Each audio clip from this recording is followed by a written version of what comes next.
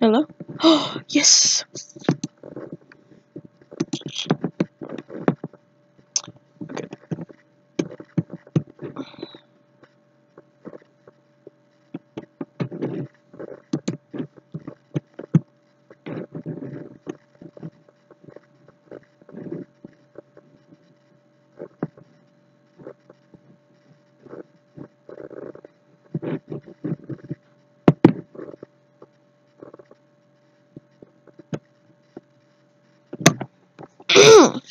I used to have a sleep paralysis a lot as a kid. I still get it on occasions. But back when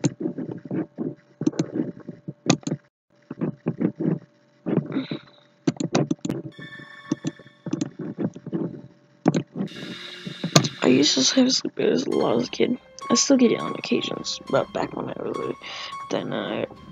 was like once a month.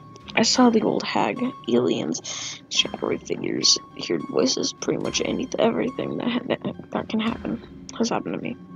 The worst one I ever had was when I woke up not able to breathe, seeing an old lady sitting on my chest, not breathing, moving, just staring at me and smiling. The feeling of being convinced I was going to die has struck me with 8 years later.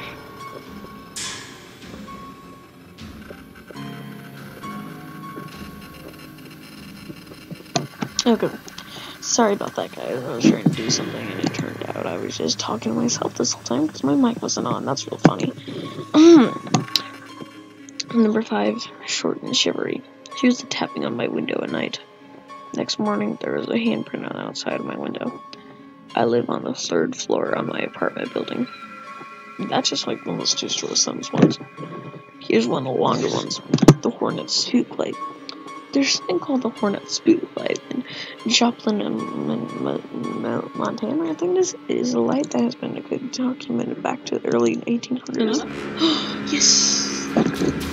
Suka Blitz.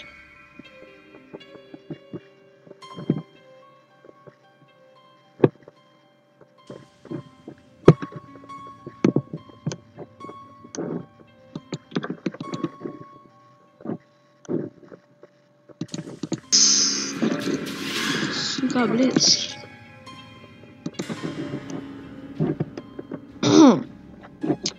Okay.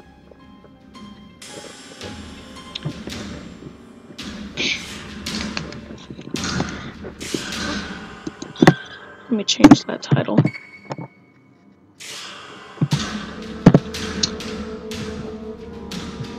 You guys can hear me good, right? Whatever, I'll just continue. Okay. The Hornet Spook Light. Hornet Spook Light, oh my god. There's something called the Hornet Spook Light in Joplin, Montana. It is a light that can be documented back to the early 800s.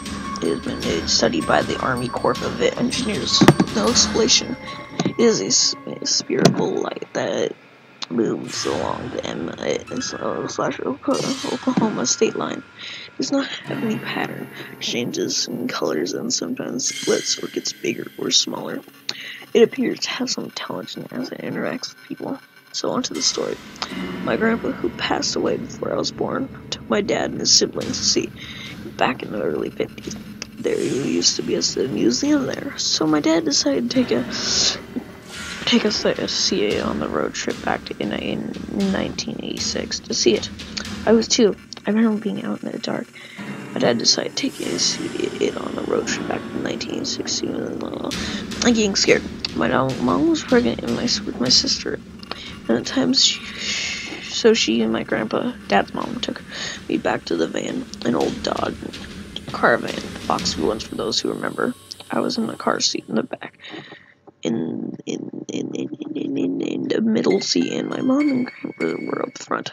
All of a sudden, the back of my van lit up with a bright light. My dad, my mom, and grandpa got really quiet. I turned around. The light danced and moved around the right behind me. The van, my mom obviously freaked out and got out of the van running. My dad and grandpa stayed in there with me watching it. It only stayed for a little bit and then went out. My dad and siblings came over at the commotion, but I honestly don't know if they end up seeing it. There was also a time in the high school that we saw it again. It rapidly moved up and down the road and got 20 feet from us and went up in the air as much as 50 feet. I would guess the funny thing is that we stopped at a gas station / truck stop. The locals wouldn't give us directions to it. My dad couldn't remember the way.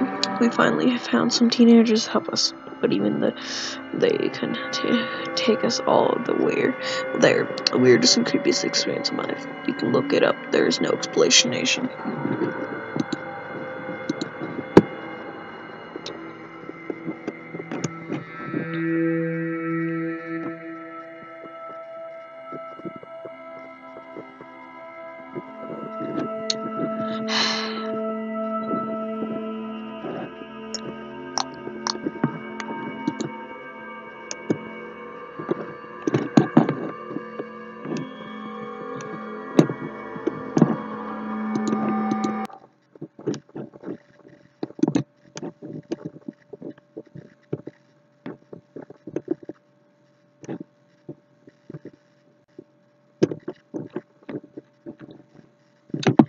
Okay.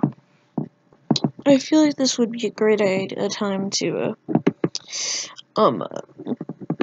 say this right now during the stream, but anyone who actually keeps up with my channel, which there's a couple out there, if they want to, I have a Discord. So if you guys got Discord, you guys can come join me, which I'll say this now, I will technically in my next video be putting the link to this in the bottom of my next video, so just watch out for that. But this is gonna be called the Black Nina Club. Yeah, it sounds good. It sounds good, real good. So if you want to join that, you. My gosh, I feel like I have an heart attack right now. Okay, more horror stories. Gee, sorry about that.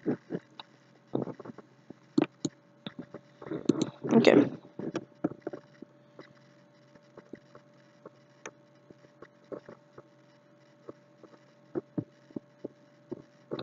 Okay. The Phantom Cigarette. This happened a couple of years ago. I woke up one morning. I had one of those bad dreams where you wake up in a rush and immediately sit up. This time it was different than I thought. I had a cigarette in my mouth. I do not know how it got there. I accidentally breathed some smoke through my nose and started coughing. I accidentally put my hand on the cigarette, burning it. Again, I have absolutely no idea what happened. Why that happened. Worst part, I lived alone. My doors and windows were locked, and I didn't even smoke. I tried it twice before that. That's it. That's it. It wasn't a dream because I got up and went to work as usual. I thought scared as hell, and I kept the cigarette because a butt on my table. It was there for weeks afterwards. I threw it away eventually, so I can't provide pics of it.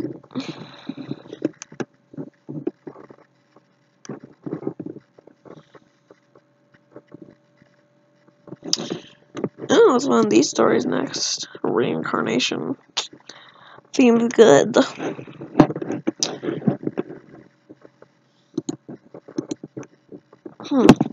My girl's 4. We just had the G-rated version of the Where Babies Came From to talk. She said, "Oh, I remember that from when I was in my grandma's tummy." I said, "No, honey, you were in my tummy, not grandma's." She shook her head and smiled as if I was completely dense. "No, mommy, I was in grandma's tummy first, but I choked and died. Grandma almost died too, so I had to wait till come back in yours. 15 years ago, my mother almost died giving birth to a stillborn daughter. The baby was strangled in the corridor. When she dropped the infant birth position, no one in the family has ever spoken of it since. My daughter's birth date is only 3 days different from my dead sister's. Damn.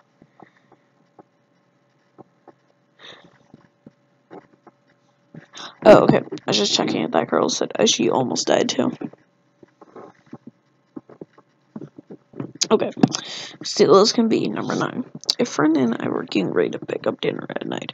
As we were walking down my driveway, we saw her parked at the end. And sure, it was. They were absolutely lying us. I walked down and peered through the window. Inside, a well-dressed man and woman. They were looking straight ahead, no expression. I tapped on the window to try and talk to them, and they remained motionless, still staring forward. I go back inside with my friend and call my parents, ask what to do. I go back inside to get a plate number, and they're gone. Never saw them again.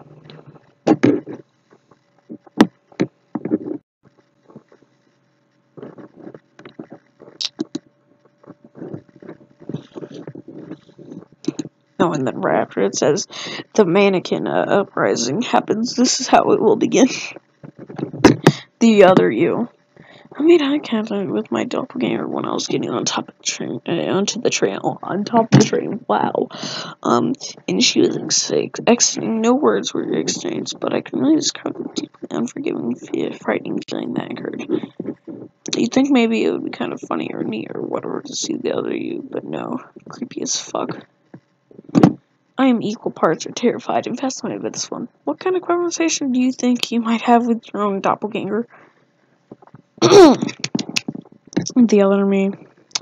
Not really as creepy as everyone else's, but a few years ago, I moved to a different part of town. Not that far, but far enough to going to new set of stores, restaurants, etc. I started noticing at more and more places I went, everyone kept recognizing me and called me Dan, which isn't my name, like at restaurants at first. The servers didn't take my order and brought me some random dish and told me, here's yours as usual. I might have taken a long lost twin I might have not known of. That's some creepy stuff right there. Okay.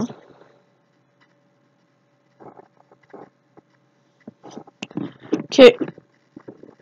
Horror movie, well.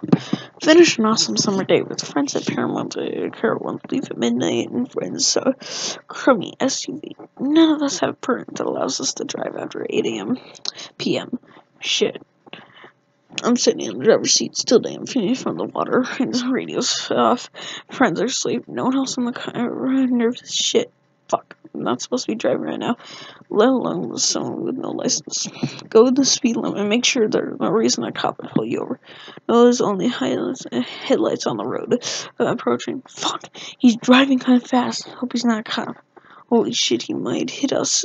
Fuck, he's right on my ass. You can see it in visual hairs from the head. Friends illuminated head on in the headlights because this guy's so close. Wake everyone up. This guy is revving his engine behind me. Fuck, this might be a situation. Everyone is now fully awake, staring wide-eyed at the back of this guy. Suddenly, car swings around and passes us on a flash view. He's got other plans. I think it's over. No taillight's gonna go over bright in the distance. He pulled over to the side of the road. Shit. We blaze by him. He gets back on the road. Now he's maintaining distance. Crap. We're in the middle of nowhere, and there is no one on the road. Luckily, rest stops ahead. And hopefully we can make it. We do. We pull in. So does he.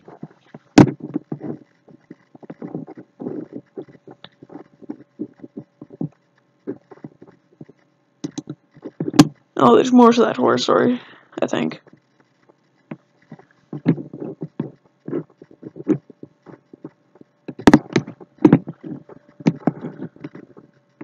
We're sitting in the van waiting for this asshole to come out. He never does shit. Well, I'm bursting bladers now. Oh, sure as hell, I'm going to pull over to the side of the road to pee. He's at the rest stop. It's well lit in there, and there's some people there. We go to the bathroom with one pair. Never talk, taking us out the car. No one ever comes out. We finish peeing and we leave. He never follows us. I don't know if that was some word rednecks fucking with us. Or maybe it was a serial killer. Who knows, but that was creepy as shit. Well, dang.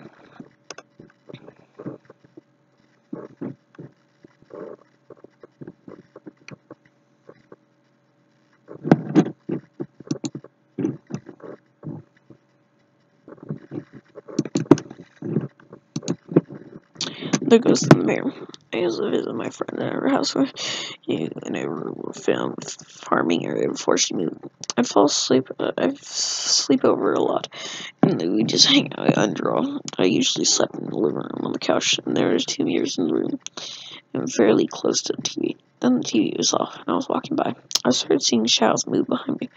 I thought it was just a warped TV screen or something. Then one evening, I walked into the living room to get my sketchboard so I could sketch in our bedroom. I bent over, picked it up, sat up straight, looked in the mirror, and there was a man behind me. A man standing in the hallway leading to the living room. He was average height, bald, and a bit cold. Old. I turned to look at him, and there's no one there. Turned to look at the mirror again, and he was gone. I felt spooked.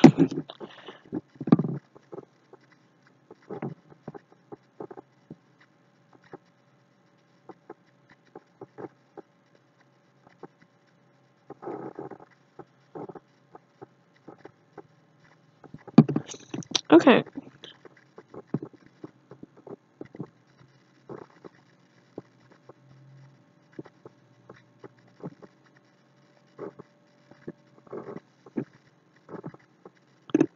Okay. I'm a bit late. Okay, this story is called The Campsite. Number 14. I'm a bit late, but here's something I posted elsewhere. This story takes place in August of 2013.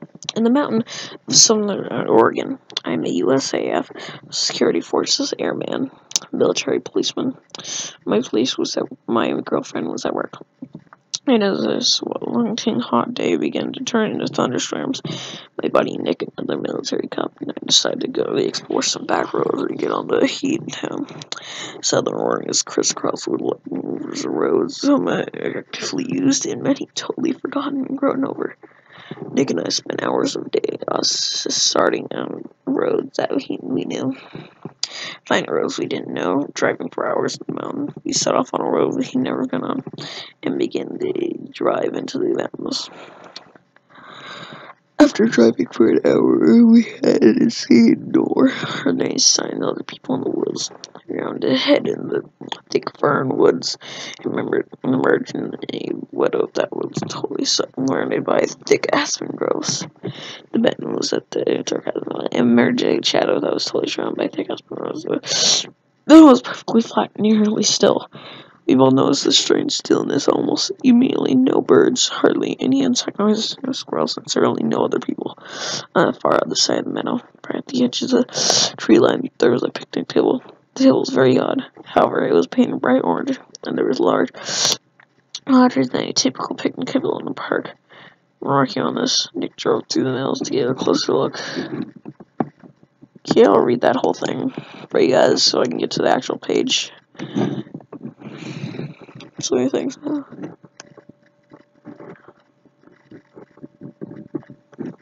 Okay. I remember being out and impressed as we approached. Those scenarios are exponentially strange. The whole scenes of the Aspen Grove was nice. Also, it was nearly impossible to see far into the trees of the Aspen Groves, extremely close together. Then we parked to buy the table. I hopped out of the passenger seat in the truck. Check it out. I'm not only very tall, I'm not only 5'5". Regardless, the table was ridiculously oversized, practically unusable.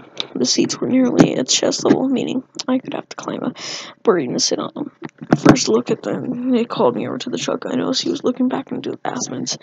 At first, I couldn't see how he was what he was looking about. But I noticed a splash of color that was certainly out of place at the thick trees. Small and one-man tent was set back in trees about 50 feet from the center table. I had an initial feeling about dread and felt certain that there was someone in the tent. And if we could see that tent, they could see us. There was no camping grounds in this area, no people, no main roads for miles. Surely someone camping so remotely would be at very least a strange person. However, as we observed the tent, we didn't see any movement or hear any sounds come from it. Nick suggested I call out.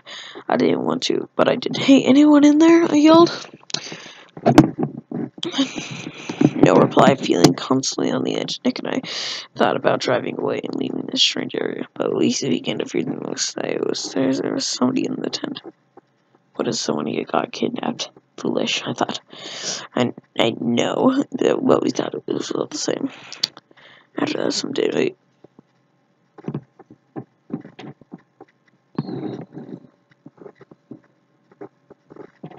Yeah, that story's too.